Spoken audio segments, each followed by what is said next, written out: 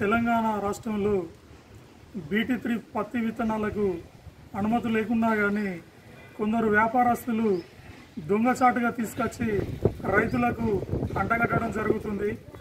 ఆ బీటీ3 కాటన్ పెట్టడం వల్ల ఇది భూమిలో ఇలాంటి గడ్డి అవి పడాయని చెప్తున్నారు.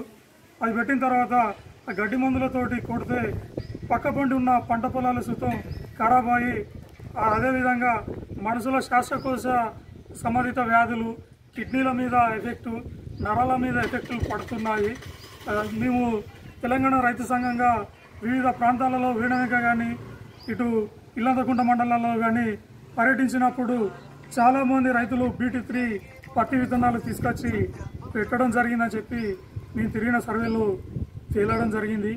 దీనిపైన వ్యవసాయ శాఖ రాష్ట్ర అధికారులు కానీ రాష్ట్ర ప్రభుత్వం కానీ ఈ బీటీ3 పత్తి విత్తనాలను మార్కెట్లోకి రాకుండా అరికట్టాల్సిన ప్రభుత్వం రైతాంగానికి న్యాయం చేయాలని చెప్పి ఈ సందర్భంగా మేము రైతు సంఘంగా ప్రభుత్వాన్ని కోరడం జరుగుతుంది.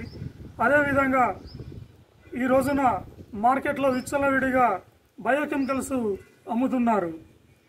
ఈ బయోకెమికల్స్ ద్వారా భూమి ఖరాబ్ అవుతుంది, ప్లస్ పంటలు ఒకటేసారి ఇట్లా దాన్ని చల్లడం కానీ పిచికారీ చేయడం ద్వారా పచ్చగా ఊపిస్తుంది.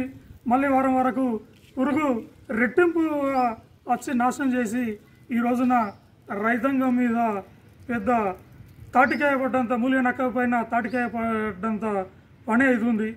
రైతాంగాన్ని వ్యవసాయ శాఖ అధికారులు ప్రతి మార్కెట్ను సందర్శించి ఇట్లాంటి నకిలీ మందులు కానీ నకిలీ విత్తనాలను అరికట్టాల్సిన వ్యవసాయ శాఖ అధికారులు ఈ రోజున నిమ్మకు నీరెత్తినట్టు వివరిస్తున్నారని చెప్పి మేము డిమాండ్ చేయడం జరుగుతుంది.